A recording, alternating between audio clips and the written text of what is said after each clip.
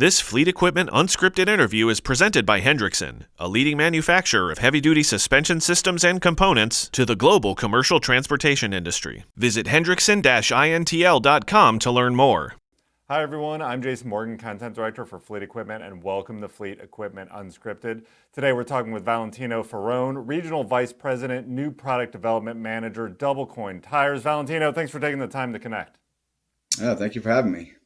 Excited to talk today. We're talking about tires, all things tires, efficiency, productivity, and when we talk about that, a lot of that comes in the form of reduced rolling resistance, right? That increases efficiency on the tires. But now, correct me if I'm wrong. I've known that there's kind of a trade-off. You can reduce rolling resistance, but it comes at the cost of durability within the compounding a lot of times. How do you find the right balance to get that lower rolling resistance, but meet tire life expectations for your fleet customers? Sure. Yeah. Good question. So, historically speaking, that's true. It's always been a trade-off. You know, when you added fuel efficiency to a tire, you would have to sacrifice, traction or longevity. But really now, technology has, increased so dramatically that, we're able to make some adjustments with our compounding, specifically using like dual compounding in our tires, Okay. where, we have more of a cooling compound on the bottom layer. And then the top layer, we can kind of, tweak based upon the application that we're targeting. And that technology has gotten to a point where now we're really able to meet the needs of applications without them really having to make, a gigantic sacrifice as far as like longevity goes.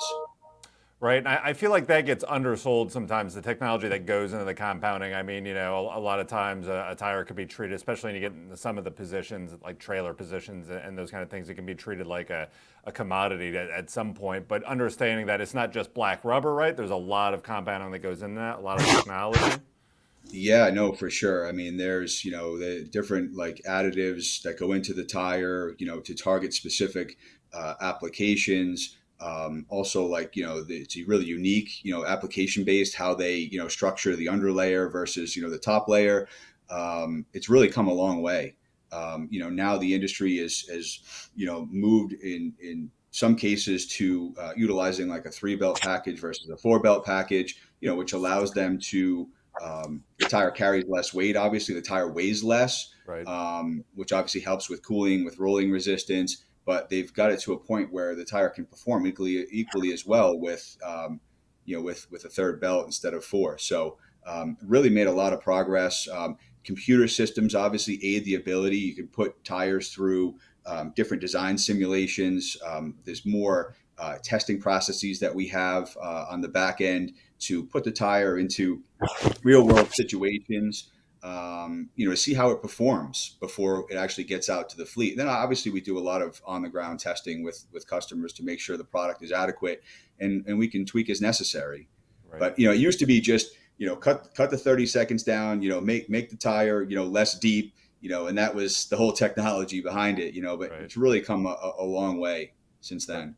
Right. I'm going to go back to something you mentioned earlier about traction too. What about the tread design? Is there any role there that the tread design is playing in helping the lower rolling resistance and bringing that durability? Sure. Yeah. No, tread design plays a big role, obviously. If you have a big blocky tread design that squirms a lot on the road surface, that's going to create heat, that's going to create friction, which is obviously going to, slow the vehicle down ultimately, and force the vehicle to push harder to move the load, to move the vehicle itself.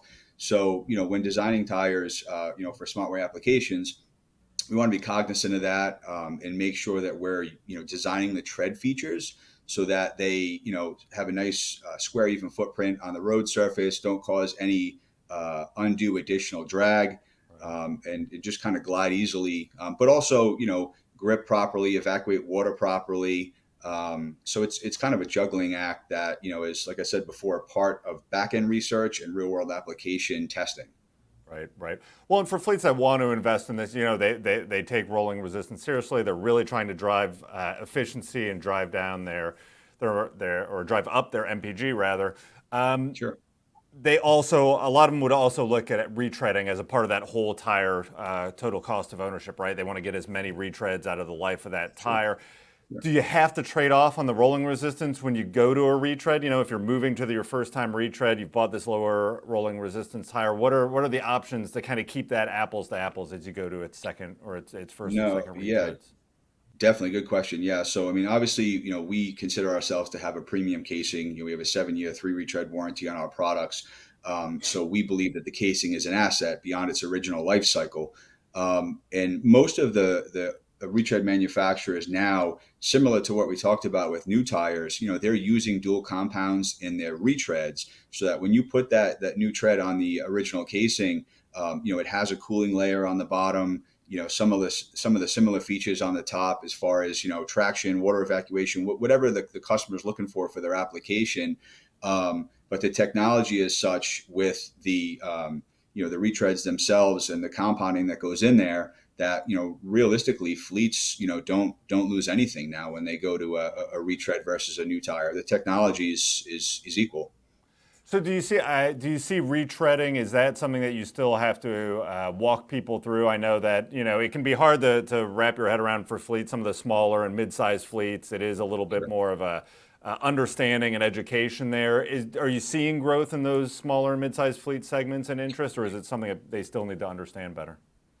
Yeah, no. I would think, I've been in the tire business now probably 15 years, and, spent a lot of time early on educating people about the retread process, and there's always this fear that, oh, retreads fail more than new tires. Right. When you see a piece of debris on the road, a lot of people assume, oh, it's a retread that came apart. But in reality, again, technologically speaking, they've made so many advancements, and the equipment in and of itself, they're on, several iterations of that equipment to x-ray the tire, really make sure that every stage of the retread process is being done properly, and what you get, the end result is a very good product that's really equal to the quality and consistency of a new tire. And it's obviously good for the environment to be able to retread. And in times like now, where economically speaking, it's a little bit difficult. That's why we push our customers on a brand like DoubleCoin, because the casing in and of itself, again, is an asset. So we want people to be able to retread the tire. I mean, that's why we have the warranty. We protect that by issuing a credit on the casing if there's any kind of an issue. So we stand behind it because we think that's an important piece of the life cycle of the tire, and it drives down total cost of ownership. Right, right. Well, and you bring that up, and I'm kind of doing this on the fly, but I seem to remember now as a longstanding survey and research that to your point, the fears about retreading and the findings were that the tires, the gators that are on the side of the road and the highway, Yeah. they weren't retreads. A lot of them were new tires, and of course, the culprit was poor inflation, under and over Right. inflation. That no matter what Right. kind of tire you have, it's Right. going to cause you problems. But yeah, to your point, being able to kind of bust that myth a little bit.